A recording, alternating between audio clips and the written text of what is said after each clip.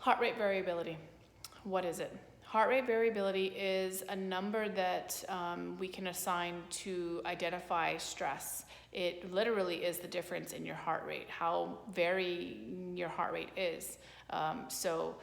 There are devices that are out there that can read your heart rate variability and tell you. The Apple Watch has a good feature on it that will allow you to take a couple of deep breaths. It's the Breathe app. You activate it, it tells you to take a couple of deep breaths, and that's how you activate a reading of your heart rate variability. On the Apple products, you can't just take your reading. You can't just get the number. You have to activate the Breathe app to get that number. So what does it mean? So we know that our parasympathetic nervous system is our rest and digest system, and our heart rate is controlled by that system. Our heart rate is stimulated by the vagus nerve that releases acetylcholine at the site to lower our heart rate. So our heart rate wants to be close to 60. Our heart rate ranges from 60 to 100, but it wants to be closer to 60. And that's what the parasympathetic nervous system does. It lowers your heart rate. So if we have somebody who is under a lot of stress all the time, their body's constantly releasing norepinephrine and epinephrine, that's going to turn that vagus nerve off and start raising that heart rate up. So what does that mean? If you're under a lot of stress all the time, your body is no longer going to be able to adapt to physiological stress the way it should, or it's not going to be able to recover from physiological stress, because you constantly have catecholamines running through your system. When you have it running through your system like that all the time, your heart rate's not going to be low. Your heart rate's going to be higher, and you got a lot less variability in your heart rate.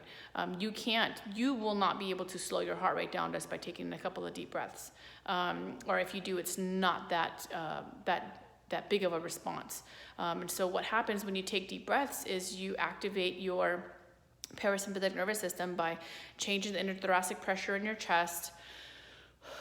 You activate your vagus nerve from your diaphragm, then you tell your heart rate to slow down. And so the better your body can react to that, the better your body adapts to that, the more variability in your heart rate you have. And so what the app does is it measures your heart rate before you start deep breathing and then after. And it compares those two numbers and it gives you a score. It's in milliseconds.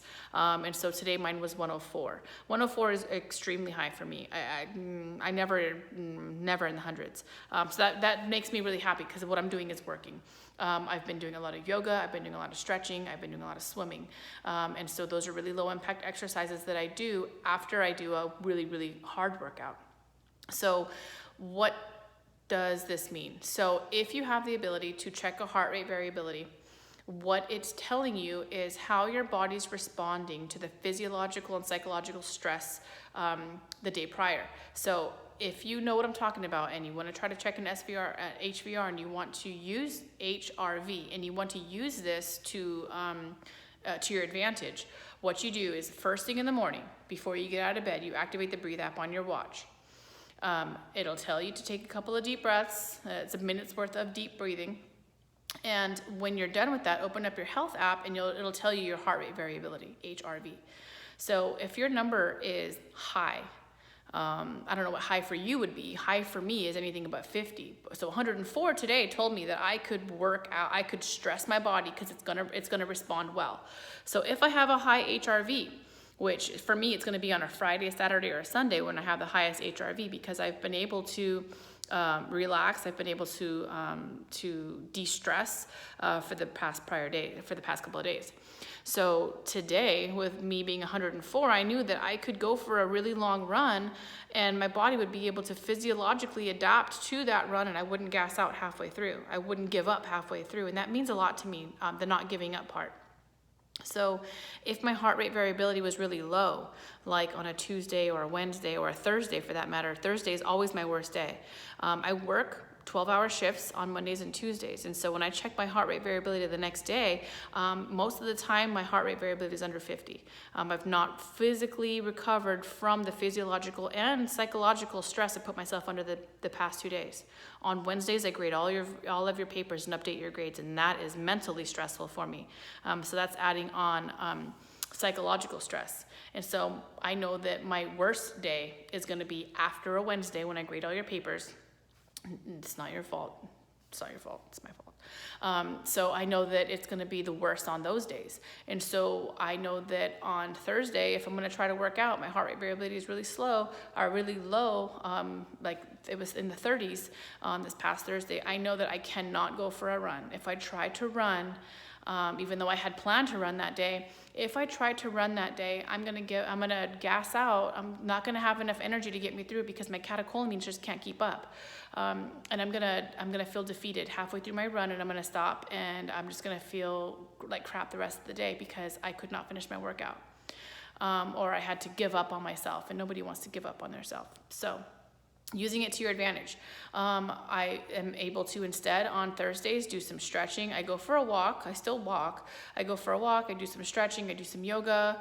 I might go for a swim in the pool with my kids, and that's really low impact. It's really de-stressful for me. And then on Friday, my score is in the 80s again, and so I know that I can go for a run and I can be successful at it.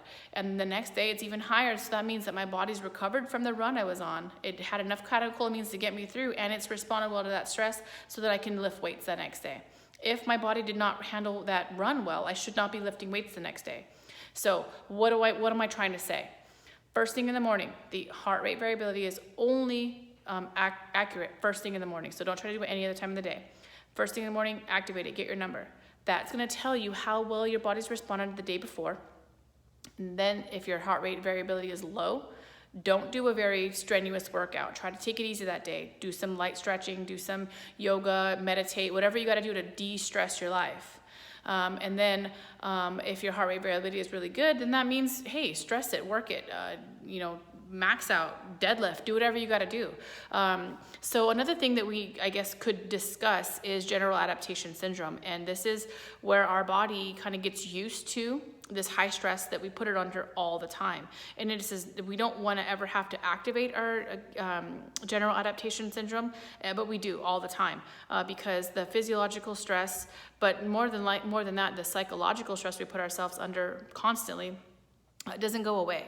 So when we have to activate our fight and flight, it's not intended to last for weeks to days to months to years. It's intended to last for that moment, brief intervals, maybe 15 minutes, 30 minutes, an hour, 2 hours tops, before you start to kind of feel that lactic acid, you start to feel those muscles kind of burn out and give out. So general adaptation syndrome is our body's way of handling this high stress situation after our sympathetic nervous system can no longer handle it. And so what happens is it releases cortisol, which is a stress hormone that keeps your heart rate up, keeps your blood pressure up, keeps all this stuff going. And cortisol is a stress hormone. It helps you, it makes you more depressed. It's really terrible for your heart. I mean, your heart just doesn't have to beat that fast. Your blood pressure shouldn't always be that high. But also adds a lot of belly fat too. So nobody wants that. I mean, if you're trying to work out and be slim and look good, cortisol is the last thing you want to do. So you don't want to activate your general adaptation syndromes where you're going to be releasing all this cortisol from your adrenal glands in your kidney. So this is a great segue into next week. We're talking about endocrine and heart rate variability. I hope that this is somewhat helpful for those of you who work out regularly and have Apple Watches. And there's other devices, like I said, other devices you can get that would maybe tell you the HRV, but it's just easy on my watch. So it's gonna check readings randomly throughout the day. None of those are meaningful except the very first one of the day. So activate your breathe app, look at your heart rate variability, and you'll be able to figure out how stressed you are. Hope this helps. Bye.